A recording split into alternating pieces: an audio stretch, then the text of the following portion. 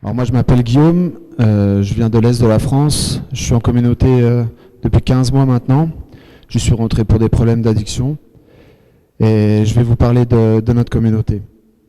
Alors la communauté du Cenacolo, pour ceux qui ne la connaissent pas, c'est une communauté catholique italienne qui a été fondée dans les années 80 par une petite sœur, une petite religieuse italienne qui s'appelle Mère Elvira, qui était d'abord sœur Elvira et qui est devenue Mère Elvira.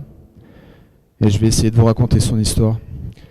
Mère Elvira, faut remonter à son enfance pour bien connaître son parcours. C'est une dame du sud de l'Italie qui a émigré avec sa famille dans le nord. Il faut savoir que le sud a toujours été très pauvre et qu'ils ont émigré juste après la guerre pour trouver du travail dans le nord de l'Italie. Et déjà à cette époque, à l'école, elle subissait un peu les colibés de ses camarades parce que ceux du sud étaient vus un peu comme des étrangers, plus ou moins par ceux du nord qui gagnaient plus d'argent. Et une chose qui a beaucoup marqué Mère Elvira dans sa jeunesse, et qui selon moi explique à peu près tout son parcours et toute sa trajectoire, c'est le fait qu'elle avait un papa alcoolique quand elle était jeune. Et elle a beaucoup souffert de ça, ça l'a marqué, moi je pense, à vie. Et ça peut expliquer véritablement son désir d'aider les personnes qui avaient des addictions, et sa vocation. Son papa, elle l'aimait beaucoup, c'était un père qui l'envoyait tard le soir, parfois chercher de l'alcool et des cigarettes la nuit. Elle y allait toute seule, elle l'a toujours fait pour aider son papa. En tout cas, elle pensait l'aider comme ça. Et je pense qu'on peut dire que c'est quelque chose qui l'a marqué à vie. À l'âge de 19 ans, très vite, elle a eu cette vocation religieuse. Elle s'est engagée dans les ordres, elle est devenue sœur. Je crois, mais je ne suis pas très sûr que c'était dans une congrégation française. Et voilà, elle a fait ses années de noviciat et tout son parcours de religieuse. Et très vite, dans l'Italie des années 80, dans le nord de l'Italie, elle s'est aperçue qu'en traînant dans les rues de Turin, elle croisait des jeunes gens qui étaient complètement désœuvrés, qui étaient en proie avec la drogue. C'était l'Italie des années 80, c'était le boom de l'héroïne. Et il y avait beaucoup de jeunes gens désœuvrés. Et elle, fatalement, avec son passé, avec son père, c'est quelque chose qui la marquait vraiment beaucoup, quoi. Et elle avait été marquée au fer rouge par ça. Et dans sa vocation religieuse, évidemment, elle a voulu faire quelque chose pour ça. Elle ne pouvait plus croiser des jeunes comme ça dans la rue. Alors donc, elle en a formulé le désir auprès de ses supérieurs. Ses supérieurs lui ont dit, écoute, toi, tu es une petite nénette, tu fais 1m50, si tu vas dans la rue avec des bonhommes comme ça, tu vas te faire bouffer. Et elle s'est accrochée. Parce que ce qu'on oublie de dire souvent de Mère Elvira, c'est que c'est une petite bonne femme comme ça, mais c'est un gros caractère, quoi. Et ses supérieurs lui ont dit, écoute, mûris un peu ton truc, en se disant, bon, elle va lâcher l'affaire au bout d'un moment, sauf que c'était mal la connaître. Elle a mûri son idée, son désir est resté profondément ancré en elle. Elle a prié, elle revenait sans cesse à la charge, si bien qu'un jour ses supérieurs lui ont dit, écoute, tu nous saoules avec tes histoires de toxico, nous on va te donner une maison, entre guillemets c'était une ruine, sur les hauteurs de Saluzzo, une ville près de Turin, et tu vas te démerder avec ça. Et là a commencé véritablement l'aventure du Cenacolo. Au départ, elle a accueilli Mère Elvira des mecs qui étaient des clodos, quoi. La maison c'était un squat, il n'y avait plus de toit, il n'y avait plus rien. Mais au-dessus de la porte, la première chose qu'elle a vue, et qu'on peut considérer comme un signe, c'est qu'il y avait une statue de la Vierge. Et pour elle, c'était déjà un signe. Elle a commencé à accueillir des jeunes, en leur disant, bon écoutez, on va débarrasser, on va essayer de rendre cette maison à peu près habitable. Et très vite, les garçons se sont mis au boulot. Le boulot, c'est un des piliers fondamentaux de notre communauté. Il y a le travail, la prière et l'amitié vraie. J'y reviendrai.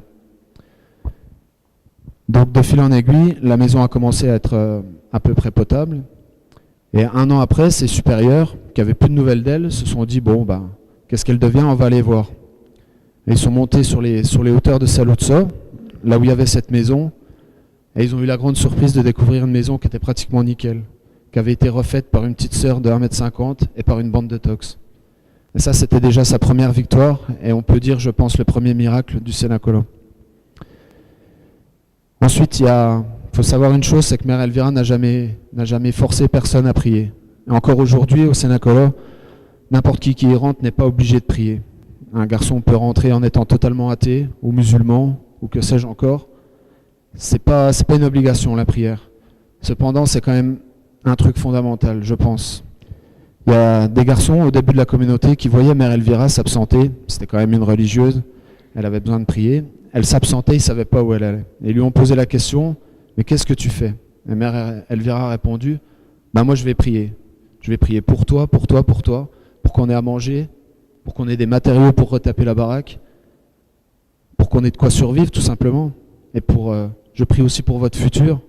Je prie pour les blessures de votre passé, je prie pour tout ça, je prie pour vous, quoi. Et ces mecs-là, qui n'avaient aucun rapport avec Dieu, qui étaient des marginaux, ont commencé à aller prier avec elle. C'est comme ça que ça s'est fait, tout naturellement. Moi, je pense que si j'étais rentré au Sénacor, avec des mecs qui m'auraient forcé à prier, ça n'aurait pas marché. Il a fallu que j'y ai été entraîné par... j'ai vu de mes yeux vraiment les bienfaits de la prière. Et j'y suis allé comme ça, tout naturellement. Si on m'avait dit, tu dois prier, tu dois te mettre à genoux, tu dois faire ça, évidemment, avec mon caractère de tox un peu rebelle, j'aurais pas voulu, quoi. Et je pense que c'est une grande intuition de Mère Elvira d'avoir capté ça, quoi. Alors très vite, les jeunes se sont mis à prier, à se retrousser les manches et à connaître des rapports un peu sains. Je vous parlais tout à l'heure des 3 piliers de la communauté, l'amitié vraie, comme on l'appelle nous, la prière et le travail. Nous, on a l'habitude de dire que parmi ces 3 piliers, aucun ne doit prendre le pas sur l'autre, aucun ne doit déborder sur l'autre. J'ai connu des garçons en communauté qui s'enfermaient dans la prière, qui étaient des ivrognes de prière, qui en oubliaient de travailler et qui en oubliaient de côtoyer les autres et d'avoir des vrais rapports avec eux. Il y en a d'autres, c'est mon cas, à moi, qui vont un peu s'échapper dans le travail. J'ai une tendance à être un peu hyperactif et je m'échappe un peu dans le boulot. J'en oublie de prier parfois et je sais pas, quand à un moment donné je pourrais être posé avec un frère en train de parler, moi je vais faire la vaisselle et je m'échappe de cette façon. Et c'est important cet équilibre entre les 3. Pour ce qui est de l'amitié vraie, c'est un truc, moi je pense essentiel, c'est qu'on a tous des blessures par rapport à notre passé, par rapport à notre vie de toxicomane, c'est qu'on a tronqué, pour beaucoup d'entre nous, les rapports qu'on avait avec autrui. C'est-à-dire que moi, quand je croisais quelqu'un, j'avais tellement besoin, un besoin impérieux de me défoncer pour être bien, pour ne pas souffrir, que j'entrevoyais déjà ce que je pouvais soutirer à cette personne. Et ça a totalement faussé mes rapports humains. Et en communauté, on apprend à redevenir simple, à comprendre que parler avec lui, c'est juste parce que ça fait plaisir d'avoir un rapport humain simple, quoi. De prendre le temps de se connaître. Je veux dire, on a tous des blessures. Moi, j'ai du mal à me livrer. Et ça met du temps. Et il faut...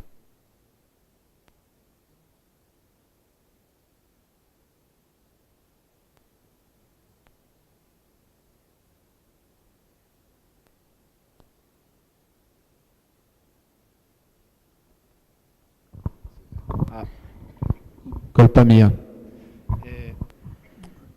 Je sais plus où j'en étais, désolé. Et ouais, non, un rapport sain entre nous, quoi.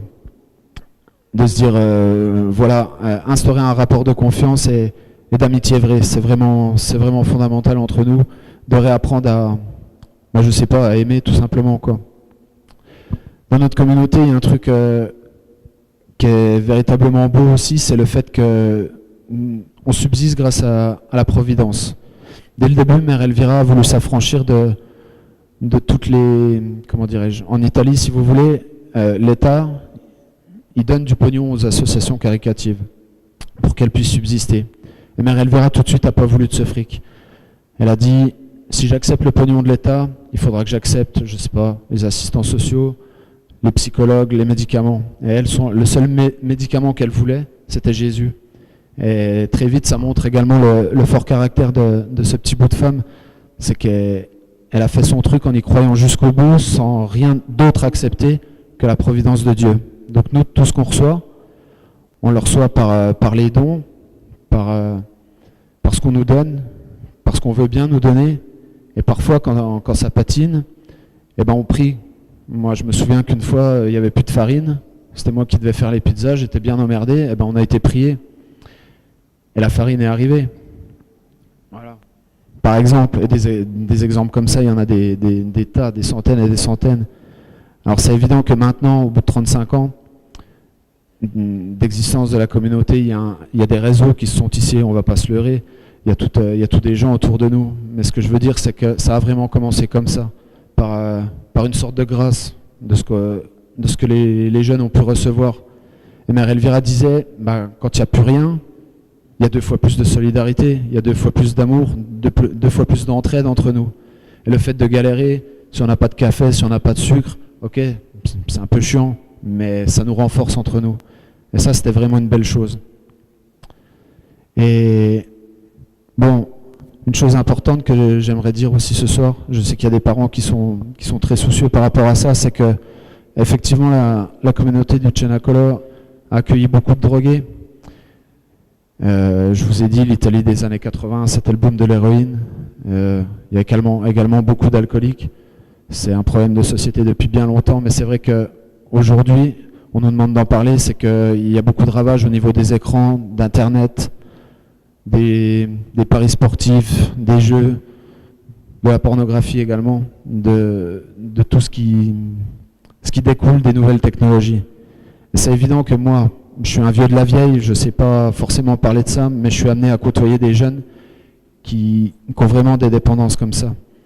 Et je crois que si on prend une drogue, si moi j'ai pris des trucs, c'est parce que j'avais des blessures, c'était une réponse à quelque chose. Et je crois qu'un jeune qui s'enferme derrière un écran, c'est aussi en réponse à quelque chose. C'est parce qu'il fuit quelque chose. Moi j'ai fui de cette façon-là, des jeunes fuient aujourd'hui de cette façon-là. Et le Cenacolo est très à l'écoute de ça aussi. C'est de plus en plus qu'on voit ce genre de dépendance, ce genre d'addiction, et on y est très sensible. Je vais peut-être m'arrêter, mon père. Voilà. Je vous remercie de m'avoir écouté. Grand merci, Guillaume. Je vais inviter le père Grégory, le père Édouard, le père Dirk, le père Jean-Luc, Paul, Brice, Didier, un autre père Édouard, c'est-à-dire moi-même, père Philippe, Beno, Jacques et Bernard Maria, à prendre place aux endroits où vous pourrez confesser, sur le côté ici ou sur le côté là-bas. Mettez-vous bien en évidence pour que, dès maintenant, ceux qui le désirent recevoir ce magnifique sacrement puissent vous rejoindre. Et s'il y en a qui ont envie de parler avec un prêtre, vous savez, on n'a pas toujours l'occasion de pouvoir parler avec un prêtre. Ils sont venus exprès pour nous ce soir. Je voudrais qu'on les applaudisse pour leur disponibilité.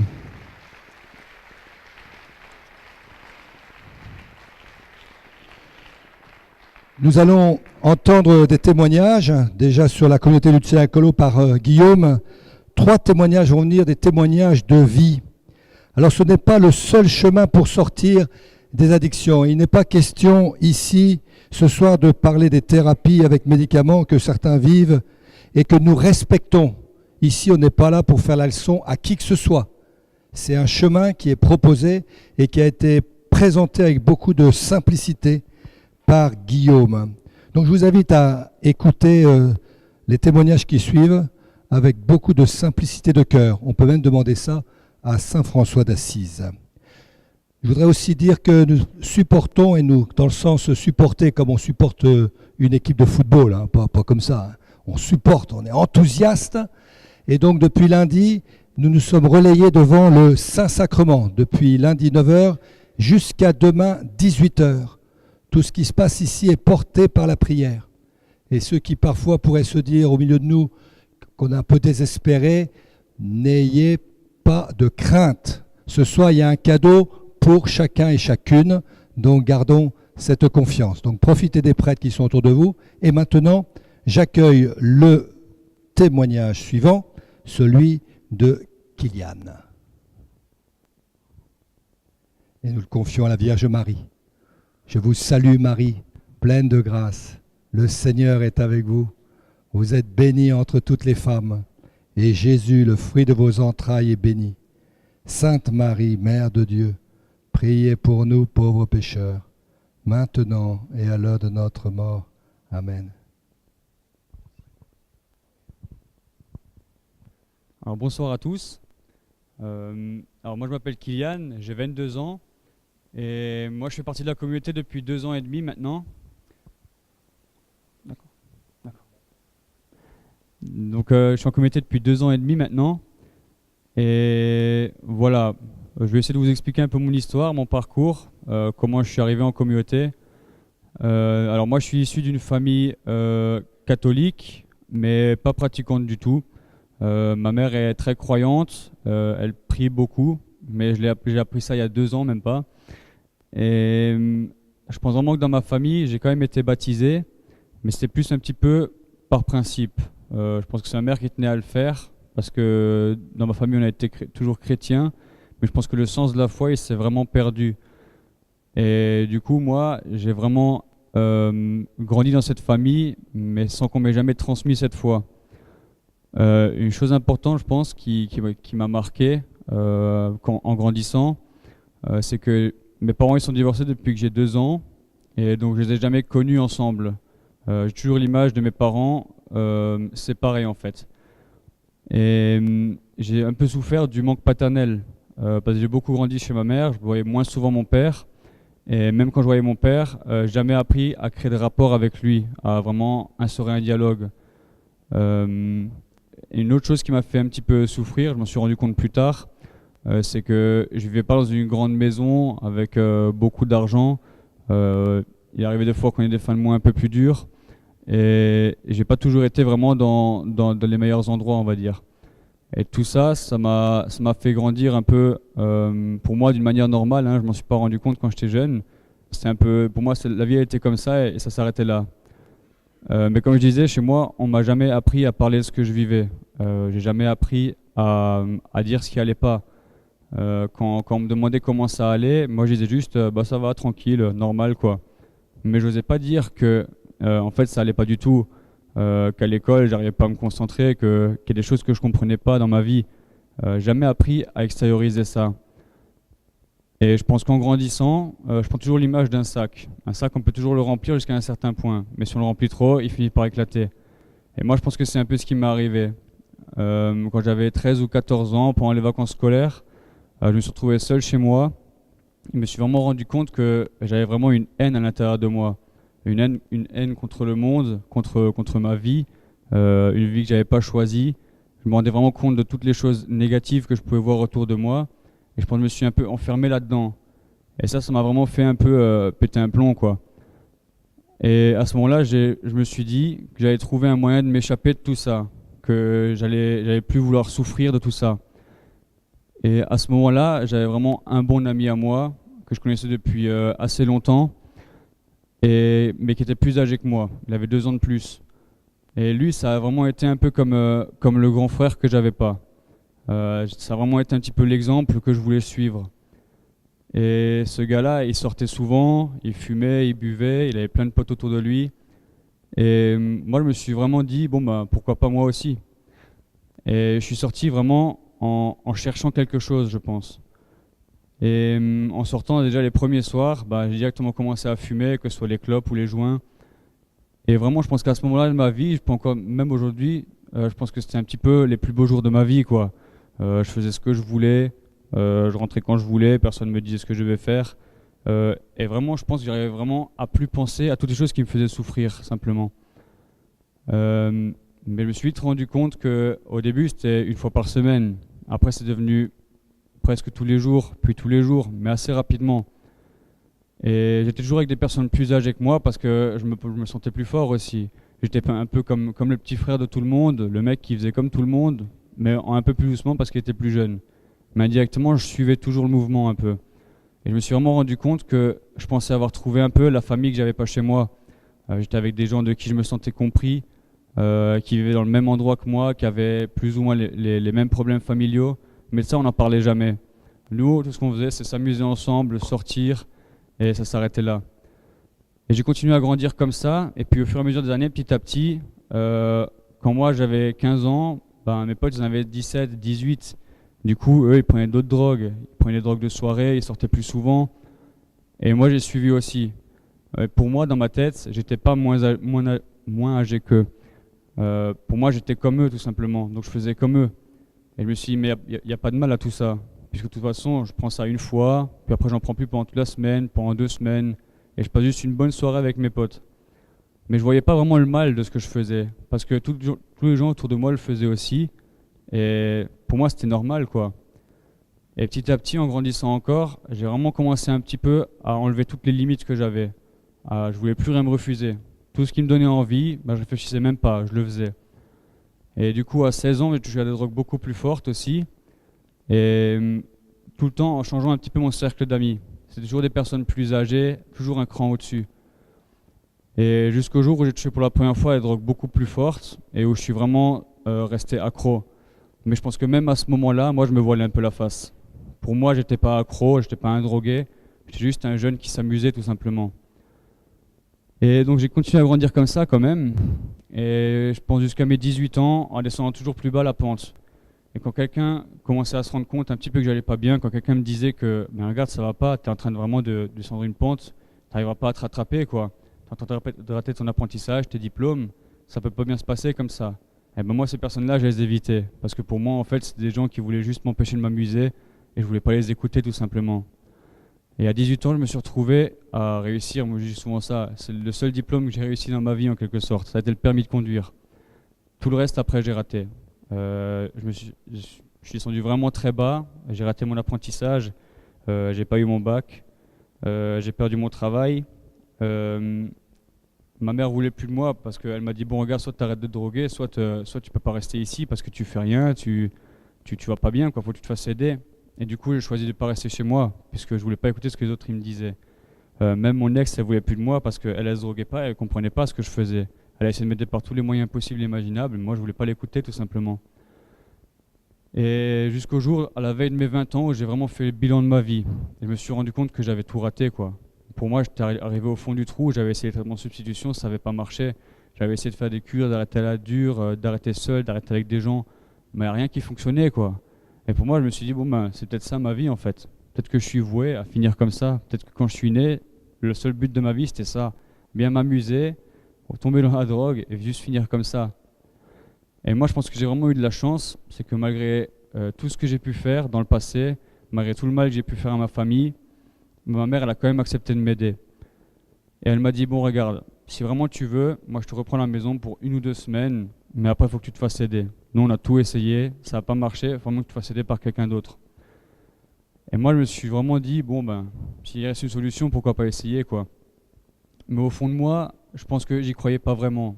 Mais j'étais tellement mort à l'intérieur que je suivais juste, quoi. Et c'est comme ça que j'ai connu la communauté du Tchénakolo. Et je pense que la première fois de ma vie que je suis arrivé en communauté, déjà c'était à Lourdes, c'était à 1200 km de chez moi. Et en montant la pente, je me rappelle encore, je voyais 2 garçons qui poussaient une brouette, qui parlaient, qui rigolaient ensemble. Moi, je me suis dit, tiens, c'est bizarre, on a dû se tromper d'adresse, ça va pas être les drogués ici. Mais une chose qui m'a frappé, c'est vraiment ça, qu'ils étaient ensemble et qu'ils rigolaient, quoi. Je me suis dit, mais comment tu peux rigoler si tu te drogues, si tu as eu des problèmes comme ça, quoi. Et là, le responsable, il m'a fait un petit entretien, il m'a expliqué un petit peu la communauté, comment elle fonctionnait. Et là, le responsable, il m'a dit, bon, alors une chose importante ici, c'est qu'il n'y a pas de téléphone, il n'y a pas Internet, il n'y a pas de télé, il n'y a pas de cigarettes, il n'y a pas d'alcool, il n'y a pas de sortie et il n'y a pas de filles. Là, je me suis tapé un blanc, je crois que j'ai tombé dans les pommes, quoi. Mais à ce moment-là, je me suis dit, bon, je vais changer ma vie, mais est-ce qu'il ne reste pas une petite solution autre part? J'ai essayé un petit peu de chercher comme ça, mais j'ai quand même fait une journée d'essai. Donc j'arrivais le matin à 9h, je repartais le soir à 5h. Et je pense que les premiers jours, ça a vraiment été dur, parce que j'étais encore sous la carence, j'allais vraiment pas bien physiquement, et pour moi, c'était vraiment pas un très beau moment, quoi. Mais quand même, ce qui a fait que je supporte la journée, que je reste, que je parte pas, ça a été la présence de l'ange gardien qui était avec moi. Mon ange gardien, ça a été un petit peu tout l'inverse de moi. Moi, je suis arrivé, j'étais super mec, j'avais 42 kilos, j'étais fini, quoi. L'ange gardien, c'était voilà, un mec 2 mètres de haut, super baraqué et tout. Et du coup, le mec, il fait, bon, allez, on va prendre 2 brouettes, on va faire des tours de collines. Ah ouais, super. mais vraiment, ce gars-là, ça a été vraiment mon premier ami vrai, je pense. Le premier ami vrai de qui je me rendais compte. Le premier gars qui m'a dit, mais regarde, mais tu vas vraiment pas bien, quoi. Le premier gars que j'ai essayé de fumer, comme on dit en communauté, j'ai essayé de lui dire, ah non, mais tu sais, moi, je touche plus à la drogue dure, j'ai arrêté ça pour un peu relativiser, quoi. Le mec, il m'a regardé, il m'a dit, mais c'est pas vrai. Et puis moi, je suis resté comme ça parce que c'est le premier qui me disait ça, quoi, qui me répondait comme ça. Et je me suis vraiment rendu compte que là, c'est pas comme si je parlais à quelqu'un comme un médecin ou un psychologue. Là, je parlais vraiment à un mec qui a connu les mêmes souffrances que moi. Et tout simplement, je me suis vraiment senti compris. Et ce qui m'a fait rester, après tous les jours d'essai que j'ai fait, ça a été tout simplement toutes les valeurs que j'ai pu apprendre pendant cette semaine. J'ai vraiment pu voir que même si moi dans ma tête, c'était tous des fous un peu quoi. Les mecs qui sont là, ils vivent sans téléphone, sans rien, ils prient. Moi c'était un monde de fous un peu quoi. Mais vraiment je pense que c'était la première fois de ma vie que j'ai fait confiance à quelqu'un d'autre qu'à moi-même. Je pense que toute ma vie j'ai eu la tête super dure. Je me suis toujours dit bon bah si j'ai un problème, bah, je vais me débrouiller par moi-même pour avoir de l'argent, pour me payer ce qu'il me faut. Et quitte à avoir des problèmes à cause de ça, et ben je le fais quand même. Mais là, c'était la première fois de ma vie que moi, je voulais sortir, mais que tous les autres, ils me disaient de rester parce que j'en avais besoin. Et je pense que c'est la première fois de ma vie que je me suis dit, bon allez, je vais essayer. Je dis pas que je vais rester 3 ans, mais je vais essayer. Alors je me dis, bon, je vais essayer 3 mois. Au bout de 3 mois, je dis, ouais, super, je suis guéri, je peux sortir. Et le responsable, il me dit, mais non, t'es pas guéri encore, faut que tu restes encore un peu. Alors, je dis, bon allez, reste encore un peu. Puis j'arrive à 6 mois. À 6 mois, je me dis, bon, bah là, vraiment, là, je suis guéri, quoi. Je peux pas aller mieux que comme je suis maintenant. Et il me fait, non, mais regarde, bon, faut que tu fasses ange gardien, que tu accueilles un garçon et tout. Tu vas voir, ça va être bien. Bon, allez, bon, je reste encore un peu alors. Et puis quand je suis arrivé vers l'année, j'ai compris qu'en fait, j'allais faire un chemin parce que j'en avais vraiment besoin, quoi. Mais je pense que c'est vraiment toutes les personnes qui étaient avec moi, qui m'ont dit la vérité, qui m'ont poussé à rester en communauté et à changer ma vie. Une autre chose que j'ai vécue en communauté, vraiment, et qui m'ont marqué, ça a été les rapports avec ma famille. Je pense que moi, comme je disais, dehors, j'avais pas le sens de la famille. J'avais pas vraiment d'attache particulière avec ma famille. Le jour où je suis rentré en communauté, ma mère, elle pleurait, elle était super contente et tout. Mais elle était triste aussi de me laisser quand même. Et puis en partant, elle pleurait, elle m'a dit salut, et moi j'ai fait ok, salut.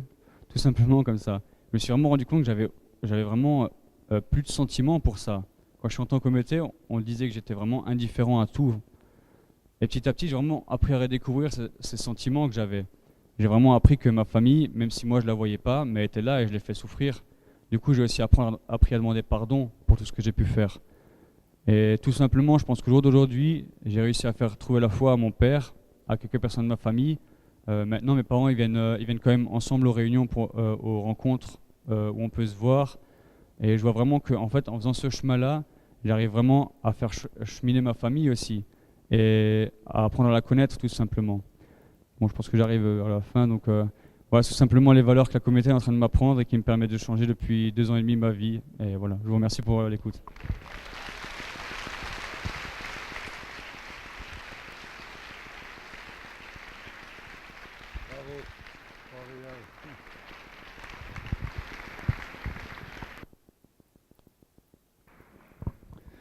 Le prochain témoignage, on va appeler Louis. Louis qui va venir témoigner aussi d'une expérience de vie. On va dire simplement une invocation. Saint François d'Assise, priez pour nous. Saint François d'Assise. Saint François d'Assise, priez pour nous. Merci mon père. Alors je me présente, je m'appelle Louis, j'ai 27 ans, je suis français, je suis originaire de Bordeaux dans le sud-ouest de la France. J'imagine que beaucoup d'entre vous connaissent cette ville pour le vin. Alors moi je suis rentré en communauté il y a environ 1 an pour des problèmes d'addiction à la drogue. Donc je vais revenir un peu sur mon passé, ma famille. Surtout je vais essayer de vous expliquer ce qui m'a fait retrouver vraiment le goût de la vie en communauté. Alors je suis issu d'une famille catholique. J'avais un grand frère et j'ai une grande sœur. Mon grand frère avait 17 ans de plus que moi, ma grande sœur 18 ans. Donc j'étais le petit dernier en fait. Et moi, très jeune, donc j'ai grandi un peu comme si j'avais 2 papas et 2 mamans. Ma grande sœur était ma marraine et mon grand frère mon parrain. Donc je vivais vraiment, je grandissais avec l'image de ce grand frère qui aurait pu être mon père et de cette grande sœur qui aurait pu être ma mère. Et que j'aimais énormément. Et que j'aime toujours énormément. Je vais revenir aussi sur une blessure de mon enfance qui, je crois aussi, est la cause de mon entrée dans les addictions. Très jeune, j'ai souffert d'un strabisme binoculaire. Enfin, je suis né de naissance avec un strabisme. Et mes parents, pour bien faire, se sont dit, bon, on va le faire opérer. Donc, ils m'ont fait opérer par un très bon chirurgien. Malheureusement, l'opération n'a pas fonctionné. Et physiquement, ça se voyait. Et moi, très jeune, j'ai souffert beaucoup du regard des autres. J'avais l'impression d'être considéré qu'à cause de ça, voilà, le physique, c'est la première image qu'on renvoie chez l'autre. Et j'avais l'impression tout de suite d'être jugé par rapport à mon physique. Et, et moi, ça m'a fait beaucoup souffrir. J'avais beaucoup de mal à accepter ça. Donc malgré tout, j'ai quand même réussi à me battre pour avoir confiance en moi, pour supporter les questions incessantes de mes camarades de classe. J'essayais de faire celui qui avait réussi à surmonter ça et à l'accepter finalement. Mais au fond de moi, chaque fois que je faisais le gars qui allait bien, qui le supportait bien, je sais qu'il y avait quand même une grande blessure au fond de moi. D'accord. Donc il y avait quand même une grande blessure au fond de moi, liée à toutes les questions incessantes de mes camarades. Et moi, je devais vivre avec ça. Et pour vivre avec ça, j'ai commencé à mettre ce qu'on appelle des masques, c'est-à-dire à faire croire que ça allait bien, mais au fond de moi, j'avais toutes ces blessures que j'enfouissais en fait au fond de moi. Et donc j'ai quand même réussi, mon primaire s'est pas trop mal passé, j'arrivais toujours à passer dans la classe supérieure. Mon collège s'est plutôt bien passé aussi. Bon, j'étais pas un grand travailleur à l'école, je faisais juste le minimum pour passer dans la classe supérieure. Lycée également. Bon, j'ai eu mon bac avec mention. Et je voudrais revenir aussi sur mon premier rapport avec les addictions. Moi, déjà jeune, j'avais eu une mauvaise expérience avec l'alcool. Vers l'âge de 16 ans, j'avais été invité à une grosse soirée dans une maison. Nous, on appelait ça à l'époque des orgies. Donc je vous laisse deviner ce que c'est. J'avais 16 ans, une fille déménageait. Ses parents lui avaient laissé la maison du coup pour inviter tous les amis qu'elle voulait et voilà, qu'elle fasse une soirée. Et moi, j'avais failli faire à ce moment-là un coma éthylique. C'est-à-dire que mes parents étaient partis en vacances. Je m'étais débrouillé pour ne pas me faire confier à qui que ce soit et pour être un peu libre chez des amis à droite à gauche. J'avais vidé tous les placards d'alcool de mes parents et j'étais arrivé avec les fins de bouteilles de gin à cette soirée. Et je me souviens encore que je buvais du gin cul sec. Bon, c'était la première fois de ma vie, jusqu'à ce que je tombe carrément. Je tombe. Et puis, je me suis réveillé à l'hôpital. Bon, j'ai pas fait de coma éthylique selon les médecins, mais bon, j'étais quand même bien mal. C'est mon beau-frère qui est venu me chercher à l'hôpital. Mes parents ne l'ont pas su tout de suite parce qu'ils étaient en vacances. Donc voilà, ma première mauvaise expérience avec l'alcool. Et après, quelques années plus tard, ma première expérience avec le cannabis, ça a été moi, j'avais l'habitude d'aller en vacances sur le bassin d'Arcachon, donc à 80 km de Bordeaux à peu près. Et sur une plage, je m'étais débrouillé pour trouver un peu d'herbe parce que de temps en temps, j'avais des amis qui en fumaient. Et j'ai fait ma première expérience avec le cannabis. Je me suis tout de suite rendu compte que ça pouvait être quelque chose de très addictif, dont on pouvait perdre le contrôle. Donc ça n'a pas tout de suite été un problème. De la même manière que l'alcool, bon, j'avais eu cette mauvaise expérience, du coup, ça m'avait quand même pas mal refroidi. Donc j'ai passé mon bac, comme je l'ai dit. Je suis rentré en première année de fac de droit. Et à la fin de ma première année de fac de droit, bon, je côtoyais des gens qui fumaient un peu de cannabis, mais sans que ce soit encore un problème. Je pensais toujours avoir le contrôle. Et à la fin de ma première année de fac de droit, il y a une nouvelle un événement de ma vie qui je pense, un second événement qui a vraiment été la cause de ma chute. Ça a été le décès de mon frère. Un matin, on reçoit un coup de fil à la maison. Moi, je crois que j'avais cours, mais j'étais pas encore parti. Et là, c'était donc ma belle-sœur qui nous appelle et qui nous dit, voilà, Sébastien s'est suicidé. Donc c'était mon grand frère, mon parrain. Bon, il n'avait pas la foi. C'était un gars qui travaillait beaucoup. Il était œnologue. Ça a toujours été mon idole dans la mesure où je m'étais construit vraiment en fonction de lui. Et pour moi, c'était le gars qui avait réussi à battre toutes les statistiques, dans la mesure où il avait fait à peu près tous les collèges et lycées de la région bordelaise. Il avait vraiment fait le con, comme on dit chez nous. Et pourtant, il avait su se ressaisir au bon moment pour rattraper le niveau du bac, se mettre à bosser parce qu'il avait énormément de capacités, et devenir, donc s'inscrire à la fac d'œnologie de Bordeaux et devenir œnologue. Donc pour moi, c'était le gars qui en fait avait tout réussi, quoi. Il avait réussi à s'amuser étant jeune et après avoir un super boulot, bien payé, une femme et 2 enfants. Mais la suite de l'histoire m'a appris l'inverse en fait. C'est que du jour au lendemain, il s'est vraiment... Bon, il travaillait comme un fou, il avait un patron qui lui faisait énormément de confiance, qui le considérait même comme son fils, hein, qui l'invitait en vacances. Et mon frère, il a vécu pour son travail à un point qu'il en est mort, tout simplement. Il y a eu plusieurs problèmes qui se sont enchaînés dans la récolte. Il a acheté du matériel pour la vinification qui s'est avéré défectueux. Tout ça, il l'a porté sur lui. Il n'a montré aucune faille, aucune faiblesse, hein, parce que c'est quelqu'un qui ne montrait rien, qui paraissait très costaud d'ailleurs, hein, que ce soit physiquement que mentalement. Et donc, raison de plus, hein, pour moi, c'était encore plus l'image d'un homme sans faille, quoi. Et du jour au lendemain, on apprend ça. Voilà, il s'est suicidé avec son arme à feu parce qu'il était chasseur sur son lieu de travail. Et moi, quand j'ai appris ça, j'ai d'abord vu mon père tomber à terre, le hurlement de mon père, hein, je crois que c'est quelque chose que je n'oublierai jamais, qui résonne encore dans mon cœur. Mais moi, j'ai appris ça, et là, c'est comme si le plancher se dérobait sous mes pieds, mais sans que je ne ressente rien à l'intérieur.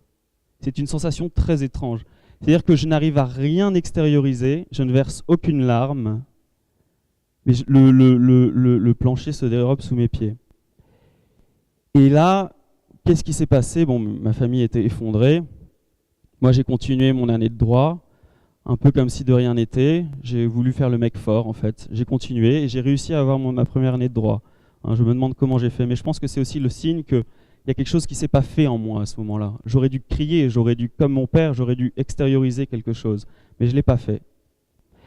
Et en fait, je prends souvent l'image d'une pyramide. Moi, j'ai un peu fonctionné comme si on avait enlevé une pierre à la base de la pyramide, une pierre, un fondement qui était en fait mon frère. Je m'étais construit en fonction de lui. On a enlevé cette pierre, la pyramide s'est lézardée, mais elle n'est pas tombée. Elle n'est pas tombée tout de suite. Il y a donc des fissures qui se sont faites, et là, le mal est un peu plus rentré. Les addictions, donc j'ai commencé à me réfugier davantage dans les addictions. Donc tout ça, ça s'est fait très simplement comme un étudiant, en fait, qui sort, qui fume, qui boit. Un étudiant qui, en apparence, est normal, parce que tout le monde le fait, quoi, entre guillemets. Mais moi, ça s'est fait davantage un peu plus, jusqu'à ce que, en fait, je me renferme vraiment sur moi-même. Je m'enferme dans le cannabis, parfois même dans les jeux vidéo. Et puis un jour, donc j'ai réussi à avoir quand même ma deuxième année de droit, ma troisième année de droit, et puis là, en troisième année de droit, j'étais avec un très bon ami, et ça fait longtemps qu'on s'était dit, on va aller faire un tour à Amsterdam parce que ça a l'air bien sympa.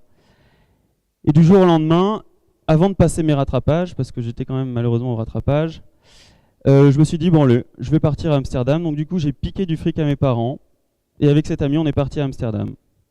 Et là, on a passé une semaine à faire le tour un peu des coffee shops, comme beaucoup d'étudiants de ma génération le faisaient en fait. Et on a fait la découverte d'une autre drogue, on a pris des champignons hallucinogènes. Voilà, c'est quelque chose dont j'avais déjà entendu parler, que j'avais jamais essayé. Et puis là, j'ai dû regarder sur le port d'Amsterdam le plus beau coucher de soleil de ma vie, dans un état très moyen, je vous laisse imaginer. Mais pour moi, c'était un des plus beaux jours de ma vie, quoi. Je voyais le soleil comme je ne l'avais jamais vu. Et je suis rentré en France, j'ai passé mes rattrapages, j'ai eu ma troisième année de droit, hein, encore je ne sais pas comment. Et là, je me suis dit, mais en fait, les champignons, c'est trop bien. Et en plus, je voyais que j'arrivais quand même à réussir mes études malgré tout. Bon. En fait, j'en ai commandé un peu plus. Je me suis débrouillé pour en trouver en France. Et j'ai passé un été à en prendre avec des amis, où j'étais un peu dans un trip hippie, chamanique, où je me disais, ben voilà, c'est trop bien. Avec les champignons, on s'envole vraiment. Bon. Et à un point qu'à un moment, je suis resté perché pendant 3 mois. Mais 3 mois sans plus en prendre. Et là, mes parents ont commencé vraiment à s'inquiéter, quoi. Parce que là, je partais clairement dans des théories hallucinantes, je voulais révolutionner le monde. Ça a été vraiment, je crois que j'ai causé la plus grande inquiétude de ma famille dans cette période. J'ai fini à faire 1 semaine dans une clinique psychiatrique, et puis petit à petit, à force d'arrêter d'en prendre, j'ai réussi à redevenir plus ou moins normal. Donc j'ai continué mes études de droit, j'ai réussi à avoir un master, et là je me suis vraiment rendu compte que j'étais allé trop loin. Je me suis rendu compte que j'avais vraiment joué avec le feu, que moi, entre guillemets, j'étais redevenu normal, mais il y a des personnes qui restent collées, vraiment, qui restent scotchées, qui ne s'en sortent pas. Et qu'il fallait vraiment que je trouve un moyen de m'en sortir. Et donc c'est à partir de là vraiment que j'ai commencé à lutter contre mes addictions, parce qu'avant je luttais pas. Je profitais de la vie, je prenais ce que je voulais, et c'est là vraiment que je me suis rendu compte que j'avais des problèmes et qu'il fallait que je trouve une solution. Donc le combat contre la drogue a commencé à ce moment-là. Et du coup il y avait des longues périodes où j'arrivais finalement à arrêter, mais quand je n'en prenais pas, au fond de moi, je souffrais horriblement. Donc c'était à l'époque de mon master de droit. Je me souviens encore de journées entières que je passais à la bibliothèque universitaire, où j'essayais d'apprendre mes cours. Rien ne rentrait, parce qu'au bout d'un moment, quand on va vraiment mal, on a beau apprendre, essayer d'apprendre, on se fout la pression. Hein.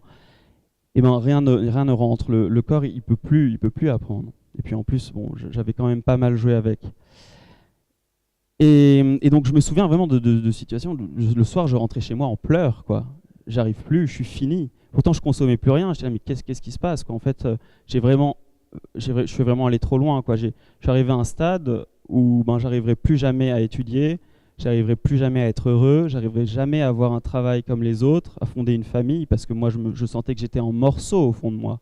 Je sentais vraiment que j'étais en morceaux. J'avais beau mettre tous les masques devant mes potes possibles, imaginables, pour faire le gars sûr de lui, le gars qui... Mais au fond de moi, j'étais en morceaux. C'est ça la vérité.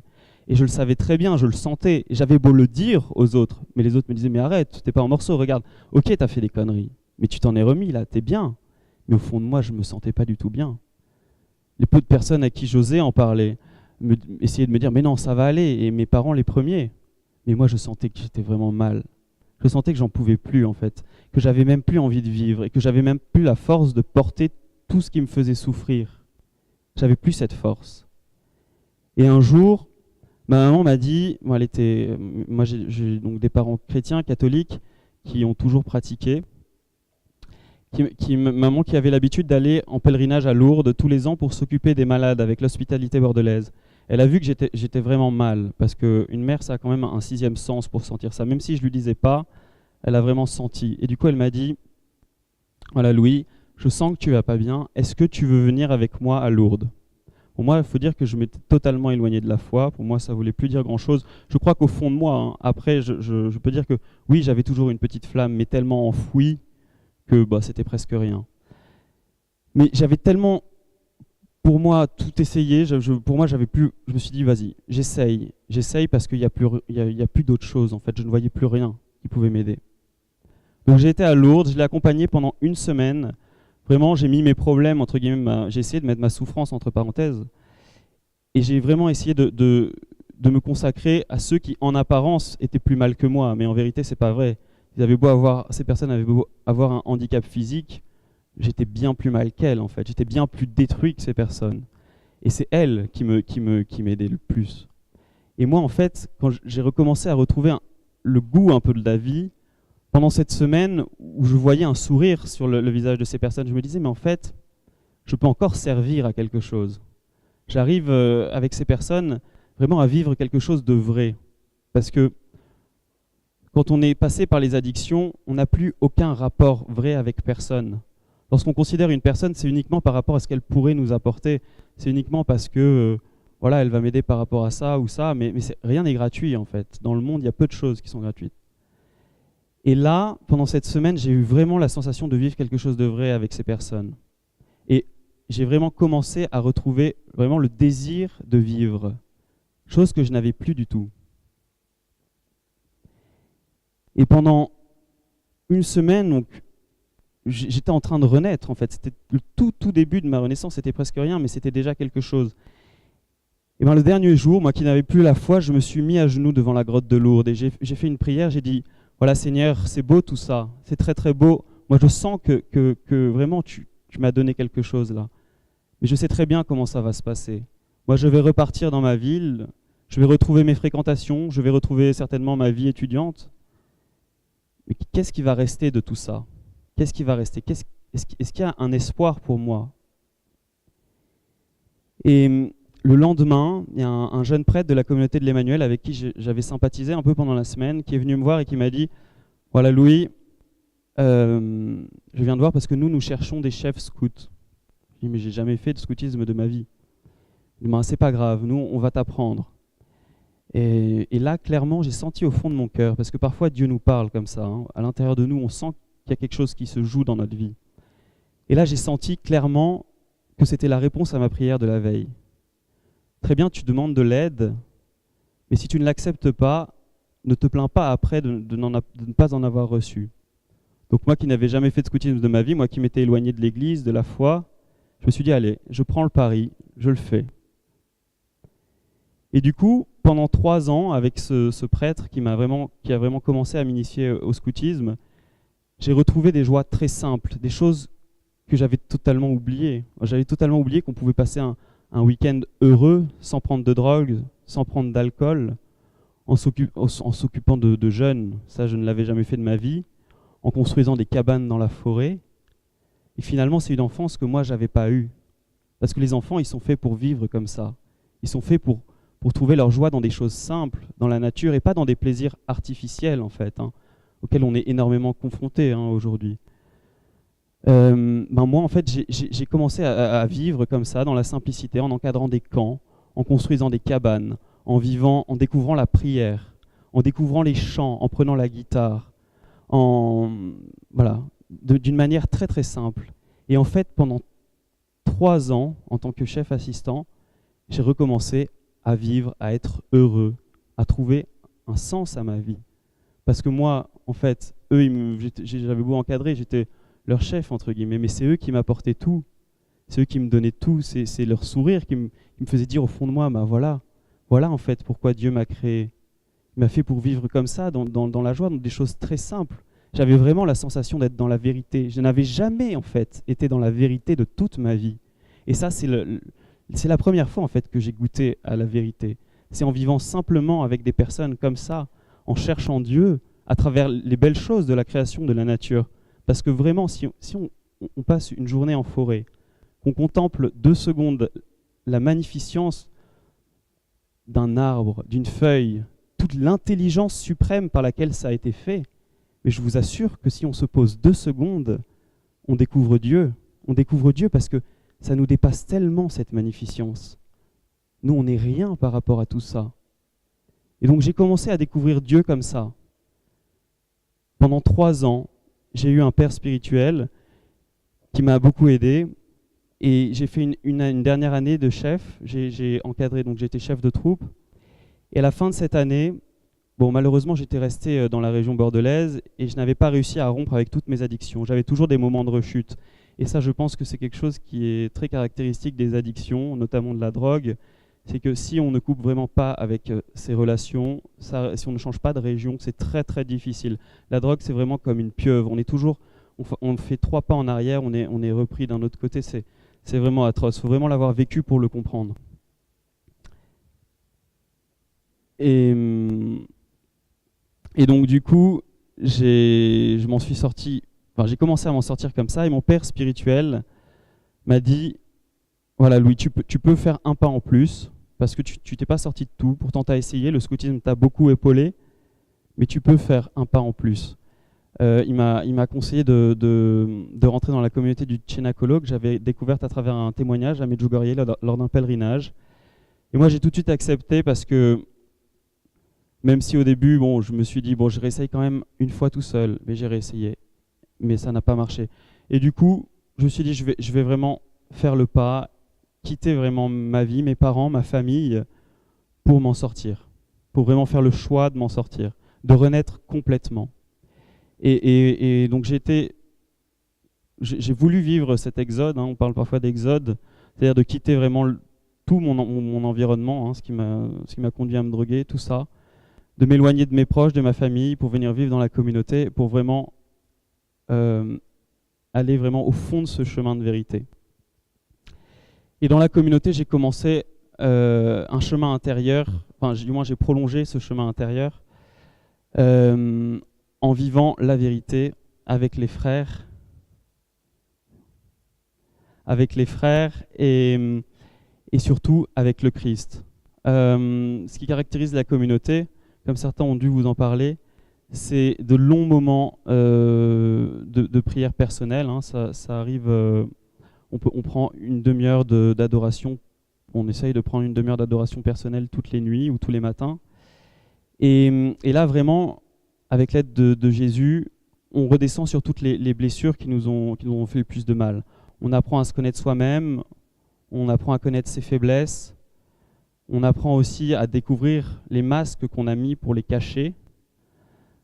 Pourquoi est-ce qu'on réagissait comme ça quand quelqu'un nous montrait quelque chose, quand quelqu'un mettait le doigt sur quelque chose qui faisait mal en nous, pourquoi est-ce qu'on se crispait, pourquoi tout ça. Et en fait, on apprend à se connaître, tout simplement. Et moi, je crois que ça a été vraiment une grande source de joie, à travers cette découverte de moi, à travers la miséricorde de Dieu qui descend là jusqu'au plus profond de mon cœur pour me montrer tout ça. Et j'ai, avec lui, été capable de revenir sur les moments les plus douloureux de ma vie, et j'ai encore beaucoup de chemin à faire. Quelque chose d'autre que m'a apporté la communauté, ça a été d'avoir un nouveau rapport avec mes parents, que je suis en train de créer tous les jours. Mais moi, j'avais un rapport très compliqué avec mon père dans la mesure où on n'avait tout simplement pas de rapport. C'est-à-dire que le peu de rapport qu'on avait, c'était des discussions banales pour faire croire que tout allait bien, pour se rassurer l'un l'autre. On parlait souvent de la pluie et du beau temps. Et puis, je suis rentré en communauté, donc lui, il a perdu un premier fils, il a eu la sensation d'en perdre un second à travers la drogue, la sensation de le perdre une seconde fois parce que j'ai dû quitter ma famille pour vraiment m'en sortir jusqu'au bout. Et donc lui, je l'ai laissé avec une immense culpabilité au fond de lui, la culpabilité d'un père qui a vu son premier fils se suicider, son deuxième fils se suicider mais d'une manière plus lente. Et lui, en fait, je l'ai laissé avec cette culpabilité immense. Je pense que ça devait être comme un glaive pour lui, chose dont je ne me suis pas rendu compte tout de suite. Et en communauté, je me suis dit, très bien, je vais lui écrire une lettre pour lui dire que lui aussi, il faut qu'il aille de l'avant, il faut qu'il s'en sorte, il faut qu'il prenne les mesures pour durer le plus longtemps possible pour les enfants de mon frère, ses petits-enfants. Et puis après, j'ai mis ça en prière, parce qu'en communauté, on nous demande de ne rien écrire à nos proches si ce n'est pas devant le Saint-Sacrement. Donc du coup, je me suis mis devant Jésus, j'ai mis ça en prière, et puis je me suis dit, mais je suis complètement à côté de la plaque. Moi qui ai fait subir tout ça à mes parents, maintenant je voudrais leur donner des leçons. Mais qui suis-je pour faire ça? Et alors, je me suis dit, en fait, c'est pas du tout ça que je dois faire. J'ai d'abord commencé à écrire à mon père, et je lui ai dit, merci papa. Merci de m'avoir donné la vie. Je te remercie aussi au nom de mon frère, pour tout ce que tu as fait pour nous, pour tout ce que tu n'as pas su faire aussi. Parce que je crois que j'ai sous-estimé immensément tout ce que mon père a souffert pendant sa vie. Donc vraiment, je l'ai remercié pour tout ce qu'il avait fait. Je lui ai dit, tu as été un bon père. Et je parle aussi au nom de mon frère et mon parrain. Tu as été un bon père. Et je crois que ces mots ont résonné en lui d'une telle force. Après, j'ai eu la chance de voir ma sœur. Mon père, je ne l'ai pas encore revu depuis que je lui ai écrit ça. Parce que je pense que tout ça, il doit le mûrir maintenant. Mais ma sœur m'a dit, tu n'imagines même pas ce que ta lettre a fait à papa. C'est-à-dire que ça l'a fait, son comportement a changé vis-à-vis de tout le monde à partir du moment où il a reçu cette lettre. Je pense qu'elle a opéré des guérisons qui me dépassent totalement. Mais en fait, c'est pas moi qui ai su la cause de ces guérisons, c'est le Seigneur qui m'a donné sa grâce, qui est passé à travers moi. Moi, je suis rien. J'ai simplement mis ça en prière et le Seigneur, il l'a écrit à travers moi. Il a su trouver les mots justes. Moi, j'aurais été incapable. Je voulais lui donner des leçons. Et qui suis-je? Voilà, donc je pense que je vais terminer là-dessus. Et je voudrais vraiment remercier le Seigneur qui fait tout ça à travers nous. Parce que nous, vraiment, il dit, vous êtes les sarments, moi je suis le pied de vigne. Mais c'est tellement vrai. On n'est rien. Moi, je suis rien. Merci Seigneur.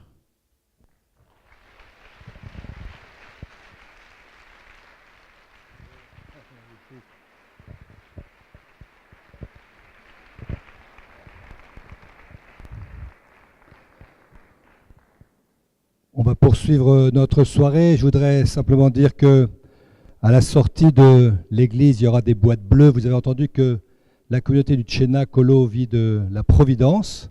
Et la providence, vous l'avez bien compris, c'est vous aussi.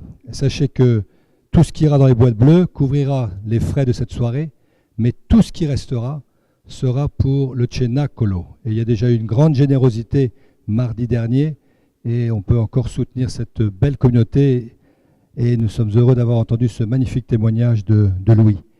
Ce que je vous propose maintenant, c'est que nous allons avoir un temps d'adoration, 20 minutes devant le Saint-Sacrement. Je vais demander aux frères du Cenacolo de bien vouloir prendre la guitare et puis de commencer à chanter pour nous préparer à accueillir Jésus au Saint-Sacrement.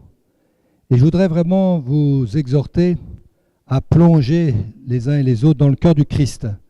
Il y a même une statue qui est à votre gauche, qui représente le cœur de Jésus, et on peut vraiment se plonger dans le cœur du Christ et confier toutes les situations que nous connaissons, soit nous-mêmes, bien évidemment, mais aussi ceux qui se sont confiés à notre prière et malgré notre faiblesse. Et puissions-nous, comme les jeunes du Cenacolo, croire au miracle.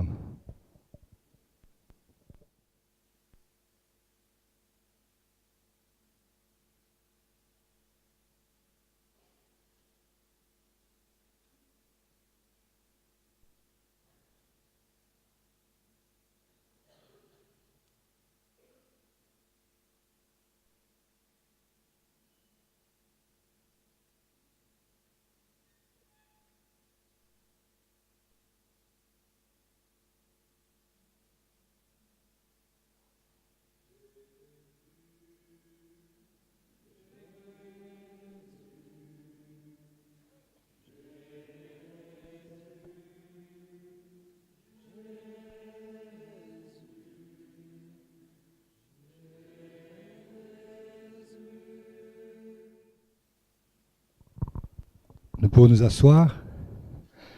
Avant que je n'oublie, je voudrais vous dire que il y a au fond de l'église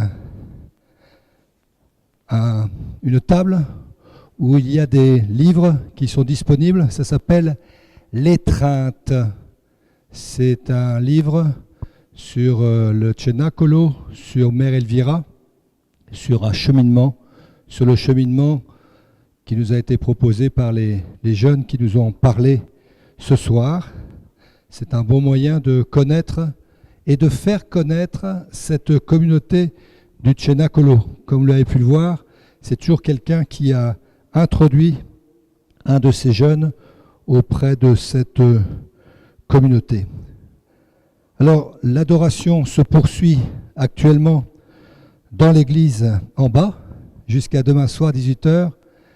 Je suis sûr que tous ceux qui ont participé à cette adoration vont recevoir beaucoup de grâce, mais on ne sait pas ce qui se passe. C'est au-delà de ce que nous pouvons imaginer. C'est un bel acte de foi. Je voudrais vraiment remercier tous ceux qui se sont relayés depuis lundi jusqu'à demain. Il restait, je crois, une seule heure cette nuit de 3h à 4h, mais je crois qu'on l'a proposé aux frères du Cenacolo. Je crois. Bon, il paraît que vous savez faire ça formidablement bien, mais ce n'est pas une obligation, hein. Ce n'est pas une obligation, c'est par amour pour Jésus. Mais sinon, vous pouvez les soutenir. Regardez, en bas, il y a le calendrier. Et s'il y a encore une heure de libre, n'hésitez pas à faire cette expérience de l'adoration cette nuit ou demain encore, toute la journée. Donc, je voudrais qu'on remercie encore une fois par un magnifique applaudissement chaleureux et nombreux pour les prêtres qui nous ont aidés.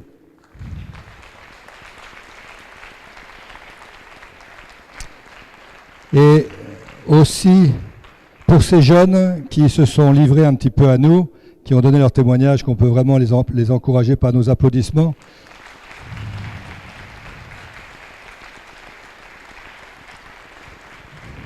Mais vous l'avez bien compris, ils ont surtout besoin de notre prière. Et puis nous comptons aussi sur votre prière. Nous avons besoin de la prière des uns des autres pour continuer à suivre les pas du Christ.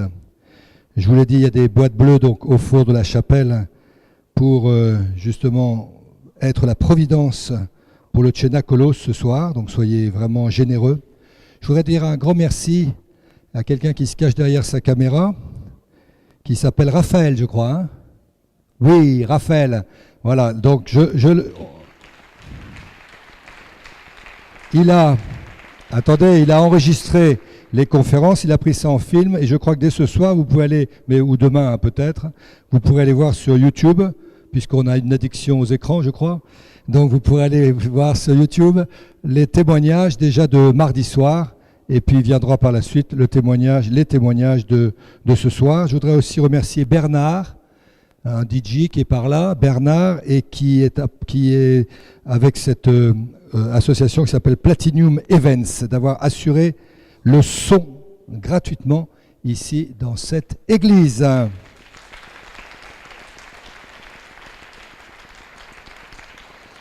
Alors, ceux qui voudraient continuer d'être informés sur ce qui se passe à Notre-Dame de Stockel, il y a une lettre que le père Édouard à Stockel écrit régulièrement à ceux qui ont du mal à lire les bulletins d'information. Alors, vous pouvez donner votre mail à Jacqueline qui se lève.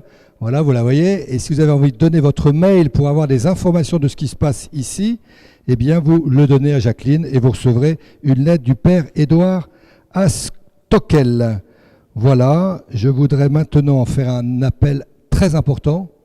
Je ne vais pas dire les jeunes, je vais dire ceux qui n'ont pas mal au dos, parce qu'il y a des jeunes qui ont mal au dos. Ceux qui n'ont pas mal au dos, jeunes et vieux, de rester un instant, si vous voulez bien, pour remettre l'église en ordre.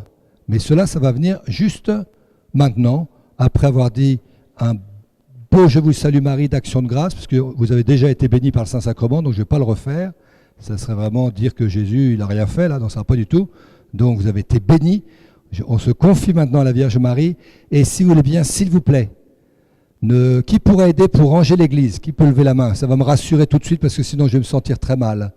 Oh là là, c'est magnifique. Ça y est, ça va beaucoup mieux. Mon cœur bat normalement. Voilà. Eh bien, nous nous confions à la Vierge Marie.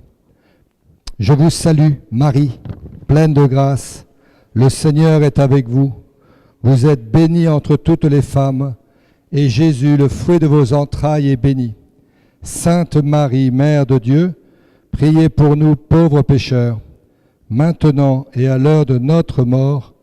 Amen. Je voudrais remercier très, très chaleureusement, et on va les applaudir, Louis, Vinciane, et toute l'équipe qui l'ont encadré, qui ont permis que ça s'est très, très bien passé. Plus fort. Allez, allez. Si, parce que vraiment, je peux vous dire, je vois le travail qui est fait et tous les compliments qui me reviennent, je les redonne à Louis et à toute son équipe parce que c'est vraiment magnifique ce qu'ils ont fait. Un grand merci, Louis.